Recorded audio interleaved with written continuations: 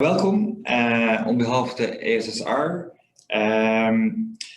ASSR, as you know, is a school for social science, but today we are mostly with sociologists. We have to excuse Anita Hardon, anthropologist, but she cannot join us today. But we do have John Bowen, who's also an anthropologist, so we are not monodisciplinary this afternoon. We're very happy to have John here because he's actually the author intellectualis of the book that we are going to discuss and present today. This is the book. I don't know whether you can see it, and some of you already saw it perhaps. It's available, I think, Sarah, for people. So the book is entitled Pragmatic Inquiry, Critical Concepts for Social Sciences. And it was edited by John Bowen, Nicolas Daudier, Anita Hardon, and myself. And I'm here in Duyvendak, professor of sociology at this university. The ambition of today is introducing this book, but that's actually quite ambitious to introduce a full book. The book is composed of what it's called already critical concepts, and it is standing in the tradition of pragmatic sociology. So we will say things about the book and about that tradition in sociology, but we want also to reflect on how you can use the book, the critical concepts, in your own research. And therefore we have the following program. We start with John Bowen, and John is officially the Dunbar van Cleef Professor in Arts and Sciences at Washington University.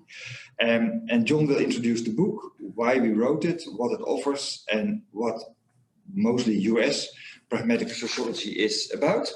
Then he is followed by Mischa Dekker, Dr. Dekker. He just defended his thesis. And he will speak about differences and similarities between US and French pragmatism, but even more so about how he applied pragmatism in his recently defended PhD, so as a method of research. And they will be followed by two contributors to the book, Olav Velthuis, professor of sociology at the University of Amsterdam, and Giselinde Kuipers, research professor of sociology, University of Leuven, and they are both in person here, which is actually great.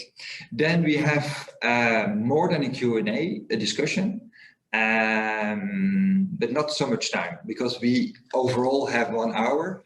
Given that we all have so many Zoom obligations, we thought we'd try to limit it to 1 hour.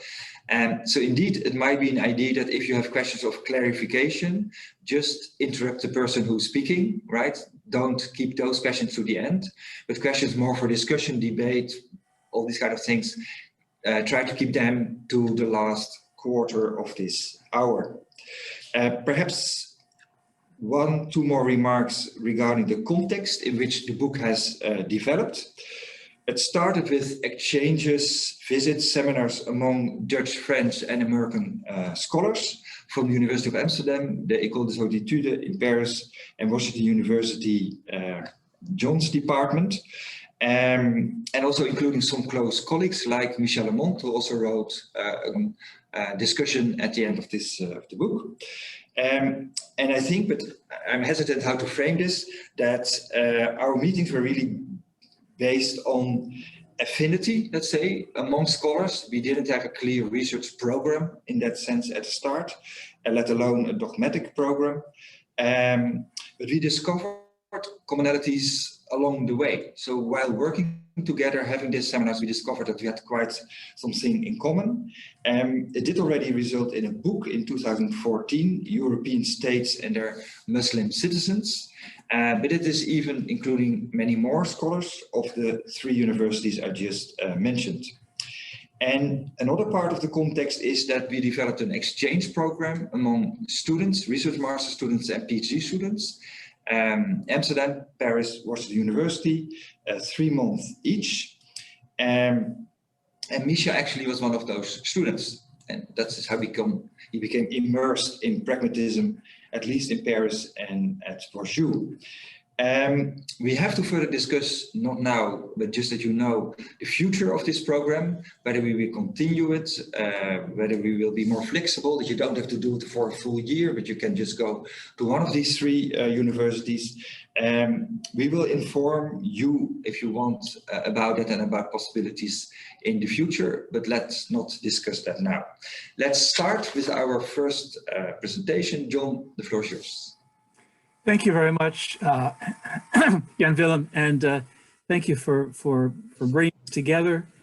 You've done a lot of the institution building based on our long period of collaborative work together. So thanks very much, and it's great to have the architecture of institutions available in Amsterdam to, in many ways, I think probably house much of what we're going to be doing in our exchanges as we continue to move forward. Indeed, in the spirit of pragmatism, we don't really have a working plan. We don't have a philosophy. We don't have a set of theories we're trying out. We really experiment, and even the history of the project so far has been one of coming together around some shared substantive questions. For example, how are different institutions in Europe are facilitating, blocking, shaping, articulating the presence and the development of Islamic institutions in the particular European context. That was the earlier book that Jan Willem referred to just a minute ago. And that led us to reflect on how it was that we were working. What were we doing that was different from other people studying Islam in Europe or Muslims in Europe, which led to further investigations of shared methodological, or let's say, inquiry-related methods and approaches, which led to the book that we're talking about now. I'm not going to say much about individual chapters in the book. We're fortunate to have several people who are going to be talking about their own work vis-a-vis the book. In the case of Olav and Giselinde. We have Mischa also, as Jan Willem said, who's an alumnus of the program and who's been continuing to study in the French pragmatic tradition. So we don't, I think we start off the book, and definitely this is how we approach the reflections on our own work, by noting that we really have moved beyond the age of big theory and big names.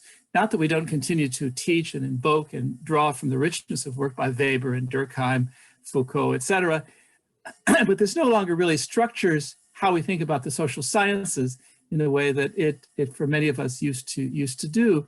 And instead we moved, we being somewhat purposefully left vague and undefined here, from applying big concepts, what's a Durkheimian analysis of X or Y, to asking questions about particular problems and concepts. So this could be empirical questions like, how do clinics work? How do markets work? How do legal trials work? Where work means something about the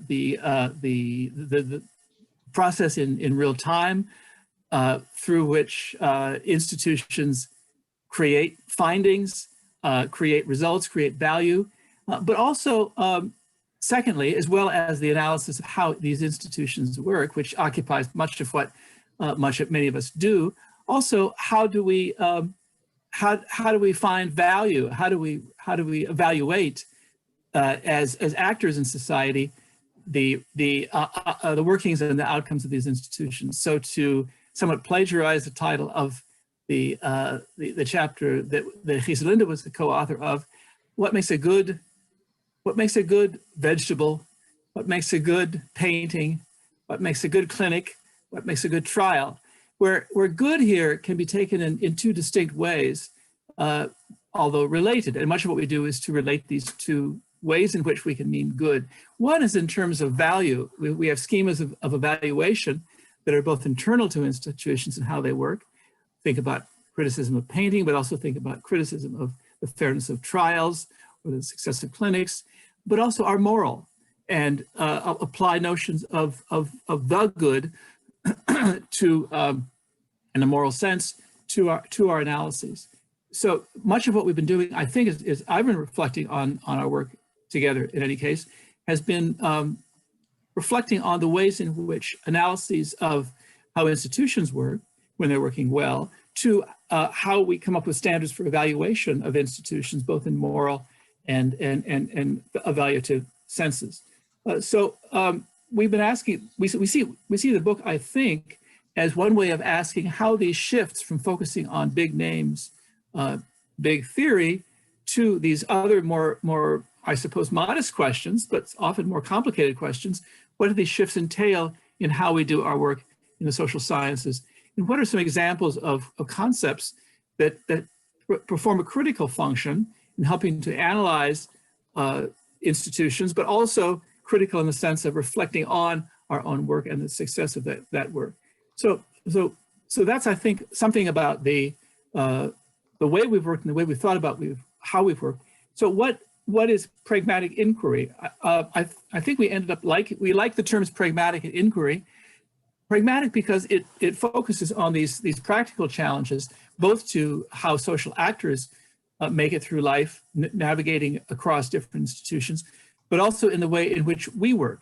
And inquiry is a useful way of summing up how we work because it brings us to thinking about social science and social life as both forms of experimentation. I myself, and I should say we draw in different ways from different figures in pragmatism. I think Mischa will explore this for the French case, for example.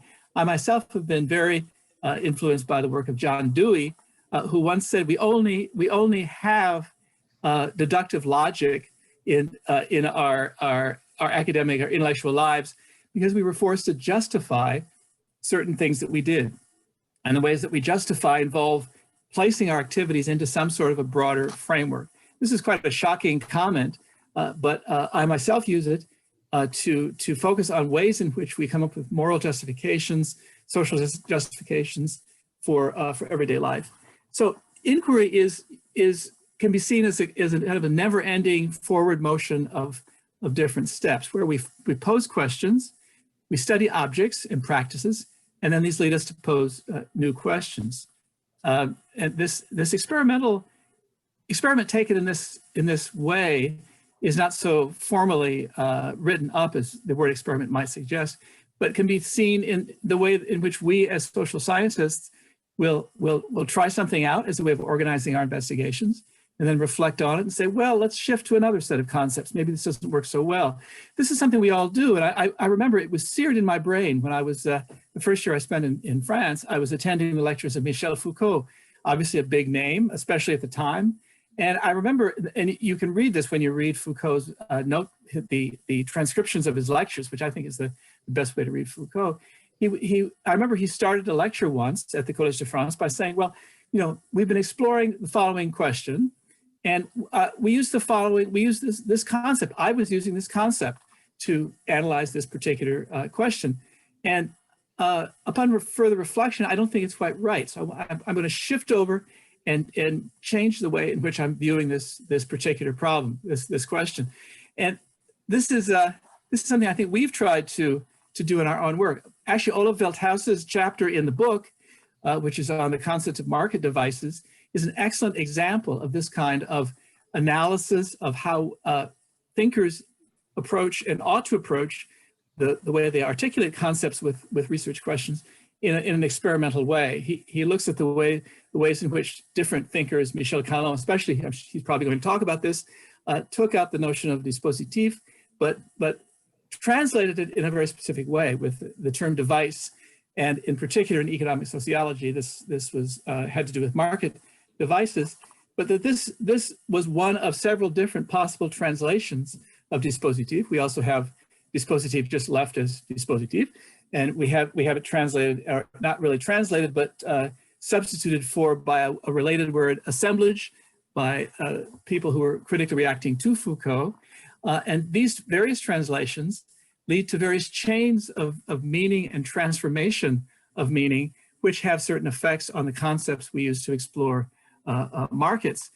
What Olav argues that one of the problems has been that the constraining dimension of Michel Foucault's work has been often left by the wayside, in fact, usually left by the wayside in favor of this making possible or facilitating dimension, which device tends to highlight. So, we don't take concepts as starting points. We take them as starting points, but not in a deductive way.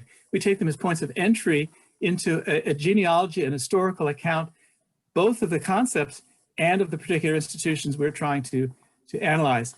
A second good example of this is in the work of Pierre Bourdieu, referred to in the book, where his approaches to sociology, which most importantly relied on probabilistic analyses of the outcome of being in certain class positions, that aspect, which we can think of as the constraining aspect of Bourdieu's work, was completely dropped out when Bourdieu was taken over as the theorist of practice. And this awful term practice theory became, at least in the United States, the sort of translation of Bourdieu's work, with appalling consequences on the way in which class once more was pretty much erased from analyses of social life.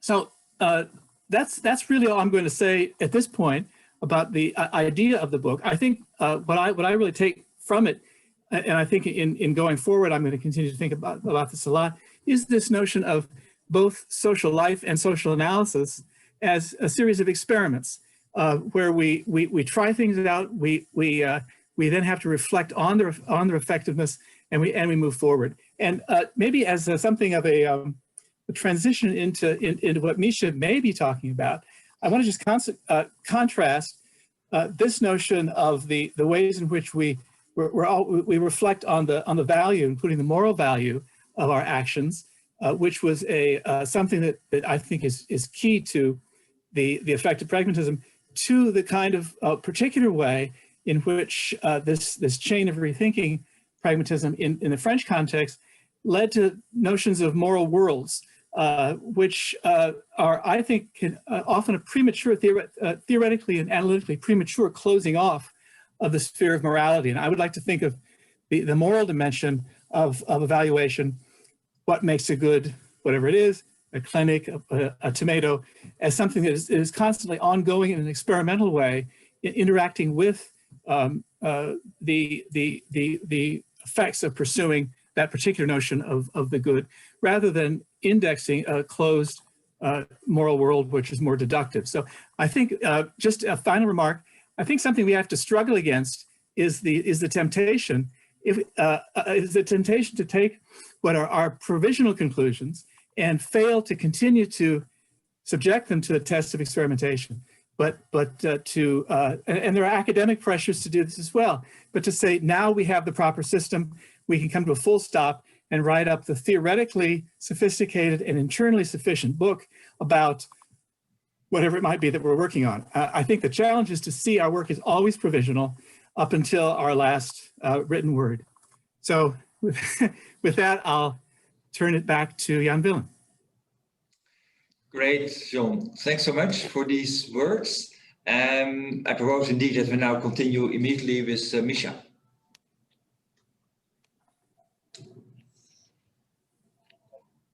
So yes, so are you able to see my PowerPoint? Yes. Yes. Yes. So thanks a lot for the invitation to present some of my work here today. And as both Jan Willem and John already mentioned, I'm an alumni of this exchange program, which was actually also the starting point for me of a joint PhD degree between the École des Hautes Études en Sciences Sociales and the University of Amsterdam. So really the kind of concepts that you address in the book and the orientation of this exchange program really shaped the way in which I did my research over the last couple of years.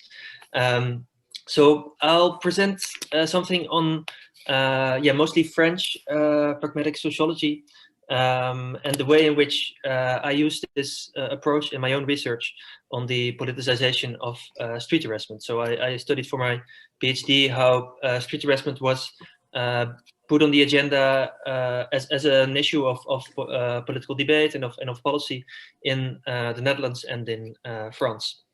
So first, to highlight some points in which I think are central to pragmatic sociology and which at least are important for me in my own research. So pragmatic sociology, when I refer to pragmatic sociology, I refer to a tradition that emerged during the 1980s and 1990s in France. So yeah, first in the work of Bruno Latour, Mischa, and yeah, an important publication, notably by Luc Boltanski and Laurent Thévenot on justification. And my approach specifically, yeah, is situated within the approach of my research group in Paris, the Lièvre. Yeah, so they wrote an article actually in 2013. Summarizing their approach to sociology. So this article, Pragmatic Sociology, a user's guide. So first point that's important for me is this idea of methodological symmetry, the idea to study different controversies, for instance, on street harassment, without presupposing in advance who are the dominant actors, who are dominated, without presupposing who are right or who are wrong, and to really employ, to try to employ a comprehensive sociological approach that tries to understand the internal logic of each actor's approach to this issue of street harassment. A second important point that Boltanski highlights in a 1990 article is the shift that, according to him, constitutes pragmatic sociology from a critical sociology to a sociology of critique. So in many ways, pragmatic sociology, as it emerged in this period, was a reaction to, and in a way also a criticism to the work of Bourdieu, which was at this point the dominant approach in French sociology. And yeah, so in the work of Bourdieu, there's often a focus on on unveiling the power structures or the hidden interests behind actors' discourse. And it's often the sociologist or himself who articulates certain criticisms of actors' behavior, of their discourse, but for instance, by unveiling yeah, the hidden power structures behind their behavior. Boltanski proposes a shift towards a sociology of critique, so to focus on the kind of critiques that actors produce themselves. So in this sense, it's not only the sociologist who articulates criticisms of the social world, but also there's a focus on actors themselves and the kind of criticisms they produce. So yeah, in my research, again, this implies a focus also on the reflexivity that actors themselves are capable of.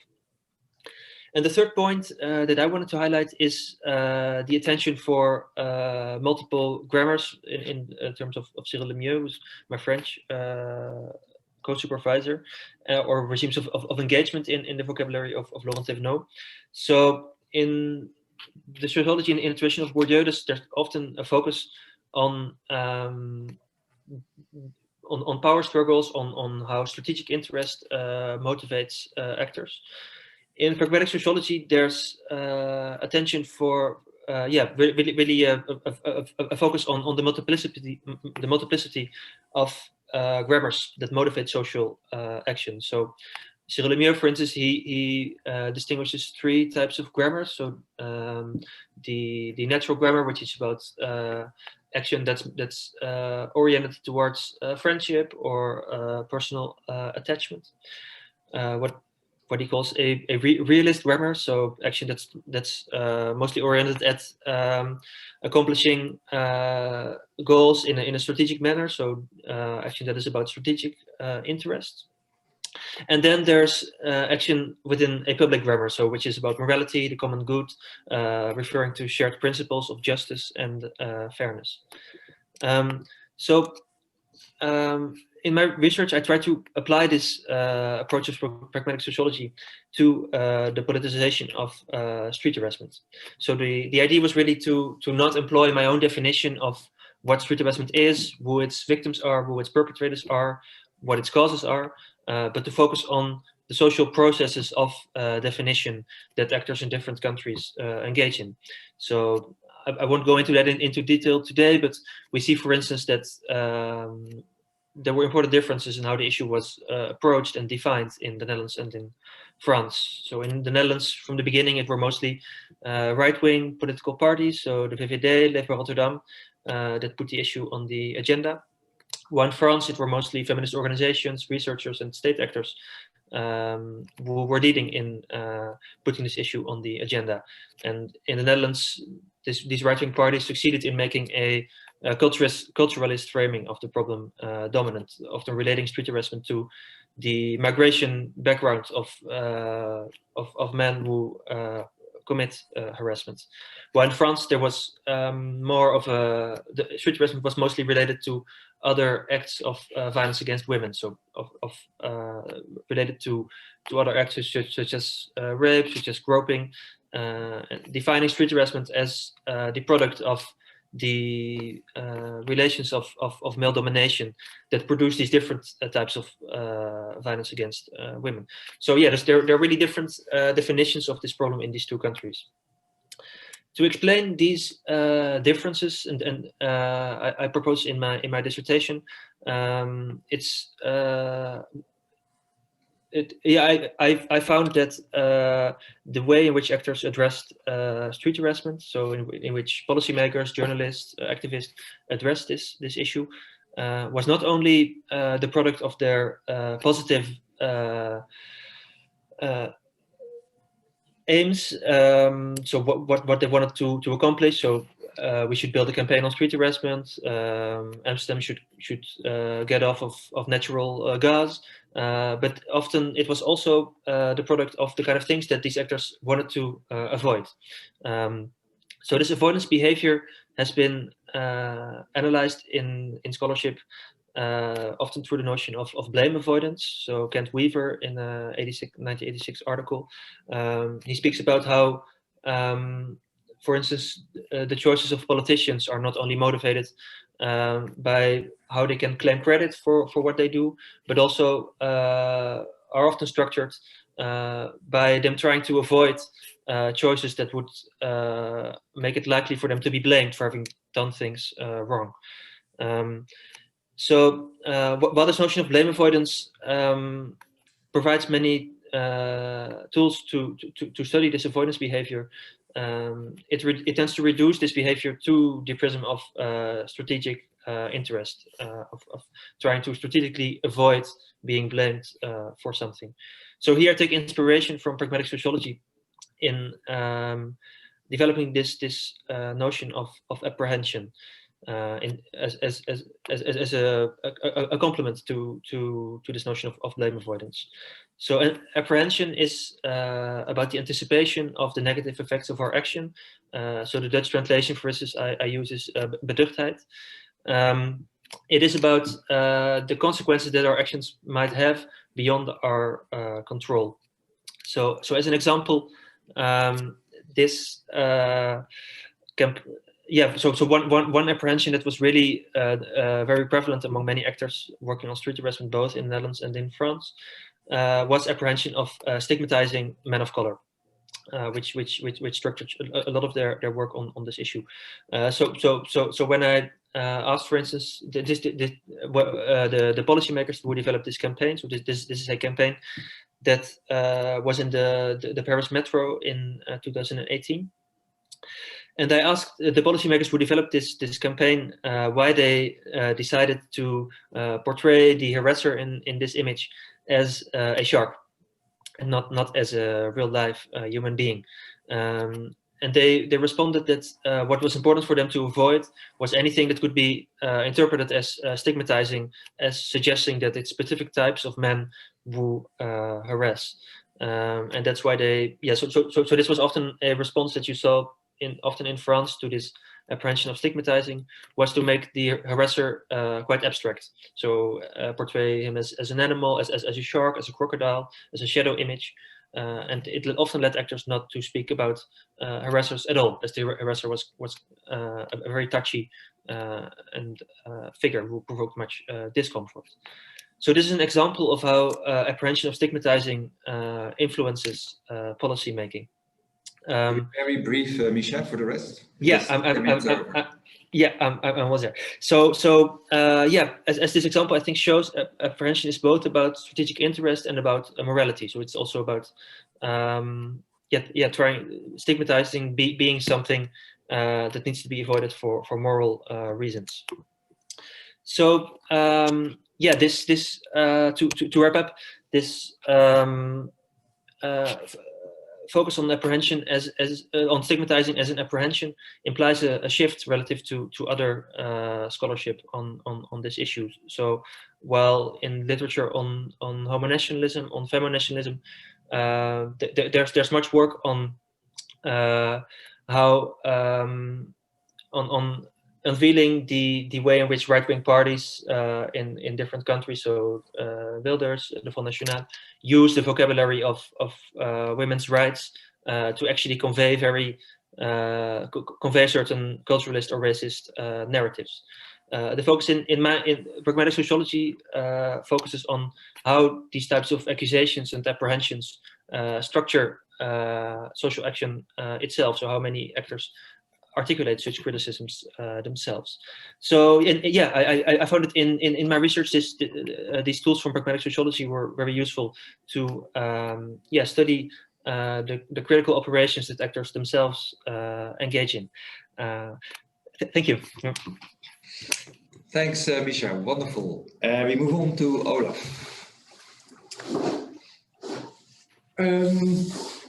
Hello, and first of all, I would like to just thank Sarah Rundekamp for putting this session together and for taking the initiative for it. And that's really great. So John already announced the chapter that I wrote for this book is about the term market devices. And I think John really nicely pointed out that this is a term, or the term device is a translation of a term dispositif, which was introduced by Foucault, which circulated in, I guess, different fields, not just in pragmatist sociology, but later on, especially in science and technology studies, and then actor network theory in particular. And it became dominant in the translation of a device, a market device, in a field that I'm part of myself, or that I'm working in, and that is economic sociology / an interdisciplinary field of market studies. And this term market device, I've been using it myself a little bit, especially in more recent work on the platformization of the sex industry. But at the same time, I always felt a little bit uncomfortable about the term, not completely sure if I did good in using it. And so in that sense, the book and John's invitation to contribute to it was also an opportunity to just spend more time thinking about this concept and how and if it is meaningful for me. And so to delve a little bit and really with the emphasis on a little bit on its genealogy.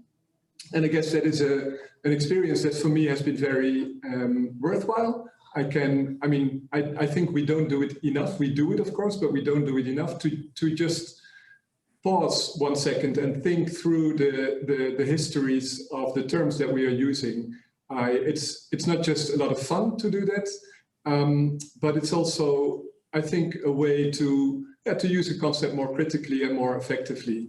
And so one of the things that I discovered when I was reading more and just trying to find out who had been using this term market device was actually a big surprise, because one of the first usages that I found was in the work of Milton Friedman. Milton Friedman, the big, evil, neoliberal economist. And so I was rereading parts of Capitalism and Freedom, his bestseller from the 1960s, and there it was, market devices. He was using it. And in a later bestseller as well, market devices again.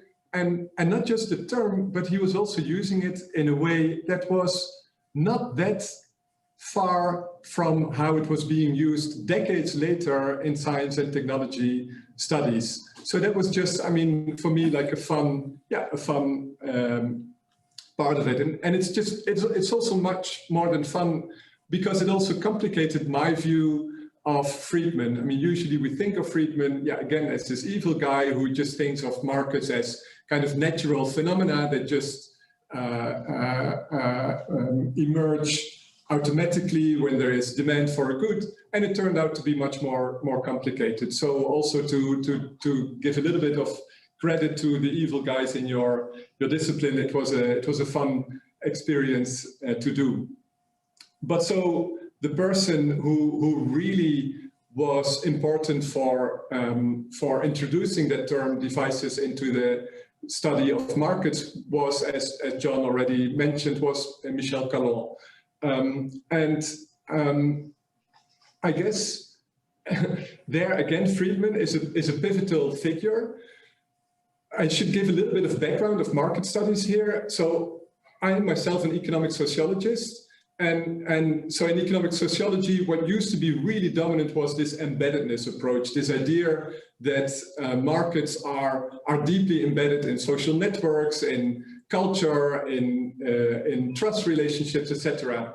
And that was something that really all economic sociologists, that they were kind of believing in. And then somewhere in the late 90s, Michel Calon comes in, and he completely shifts the debate, or turns the debate on its head by saying, well, actually, those guys like Friedman, they were not that wrong after all. I mean, they were right in pointing out that markets are, to a large extent, configured through anonymous relationships, through self-interested individuals who are trying to maximize their utility.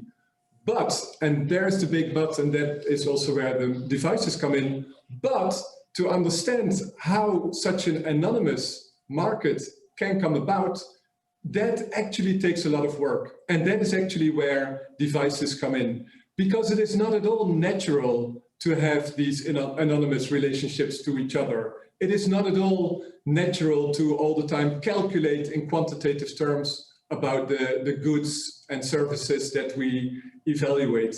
And exactly to create a market where those types of relatively cold calculations are made possible, and where it is possible to just, I mean, exchange things with each other without having enduring relationships. That is exactly what you need devices for. So just to give just a random concrete example, imagine that you're going to take out credit to buy a car or a house or or a credit card. In the past, it used to be the case that trust relationships were important. You were going to somebody who probably knew you and who you shared some kind of norms with. You were probably part of the same community. So when they were giving money to you, they knew who they were giving it to. In the current situation, that's of course not the case. You go to a bank, and I mean, you have like an occasional interaction, maybe over the phone with a bank employee, but the fact that the bank is able to give that money to you is based on, and that is where the term is based on a whole set of market devices that make it possible for that bank to calculate if you will be giving that money back. And if there is a risk premium that needs to be calculated, that you need to pay in order, well, maybe if you are not such a trustworthy client. So all these types of devices, and you can think then really of material artifacts, techniques, computer software, algorithms, ranking systems. That is what you need to take a look at to understand what markets in let's say contemporary capitalism are about.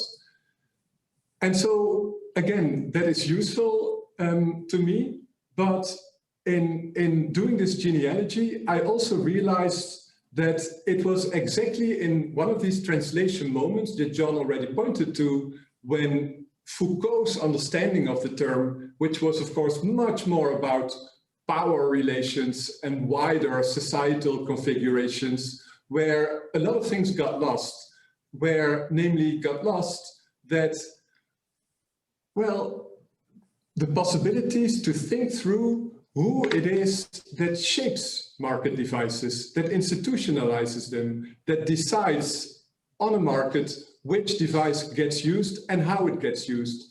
And in doing this genealogy, I realized that is exactly, it's an important moment of loss, and it's something that we should regain. Why? Well, let me finish with kind of the so what question about these market devices. For me, the term device is really important because it allows us to think through, in a much more nuanced way, what a market does to society. And the question then is not if something gets marketized yes or no. The question that market devices forces you to ask it is, how does something get marketized? So how is it exactly in all its specificities that we, for instance, commodify, let's say, sex work on a platform? And it is in those specificities which devices get used and how they get used and how they are configured.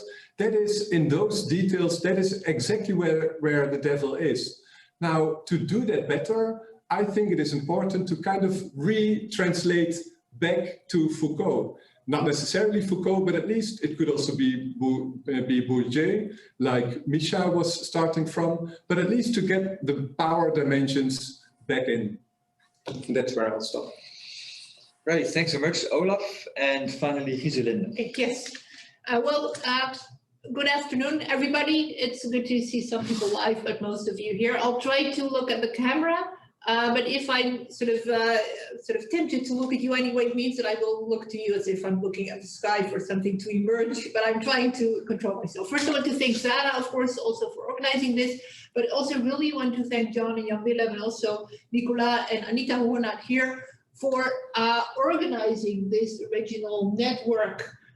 Because I think it was a very special sort of network in academia, because it was not organized around a theme, it was not organized around the domain, it was not organized around the specialization. But I must admit, in the beginning, I wasn't actually clear what it was about. But then sort of gradually I started to emerge and realize that this really was a group of people organized around sort of collectively asking questions.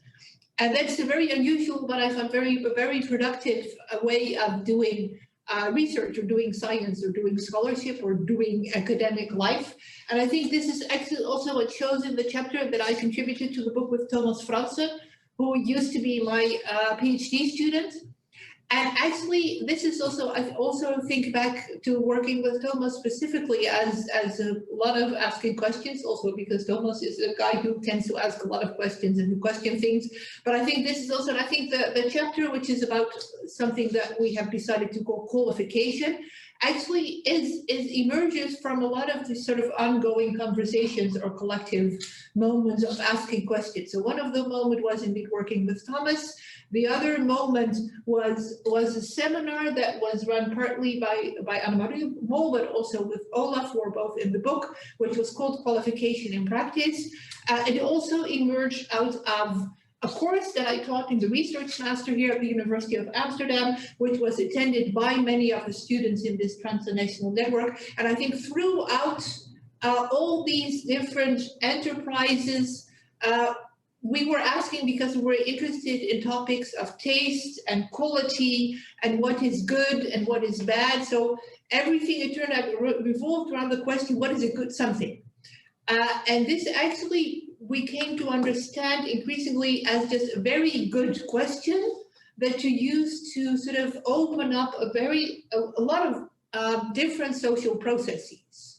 So what is a good something means that you went and you simultaneously ask what something is and if it is a good instance of this. And this is actually a question that you see at the heart of many studies and many separate disciplines or fields of inquiry across the social sciences. So this sort of question, so what is a good something, where you simultaneously ask about classification, so what sort of thing is it, what category does it belong to, what is it, and is it any good given this specific category? And then you have who decides if it's any good. So is it morally good? Is it aesthetically good? Is it good because it's true? So it's a question that you see in many different fields.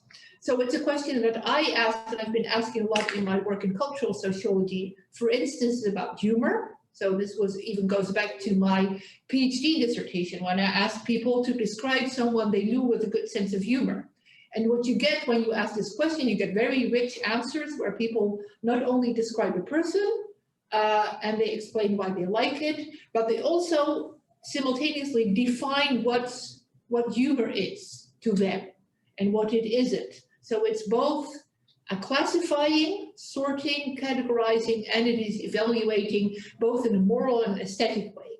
And this same sort of thing happened when I was working with Thomas, because he was working on book translations and how people make decisions about which books to sort of buy the translation rights for their publisher. So it's also a question about sort of trying to decide when something is good for us, what is good for, but also what it means. So what is literature? What is poetry? What is nonfiction? And then we started thinking, actually, this is the sort of question that you see in a number of different fields. So first of all, it's a question that is asked in a lot of different parts in cultural sociology, which is my field. So cultural sociology, so the Bourdieusian, but also post-Bourdieusian, also Michel Lamans. So that's the one place where you see these sort of questions being asked. And in cultural sociology, you actually see that it's sort of bifurcated. So increasingly, some people started thinking just about classification. So what is this? And other people started thinking just about evaluation. So is it any good? But sort of breaking the two apart and in the moment losing actually something.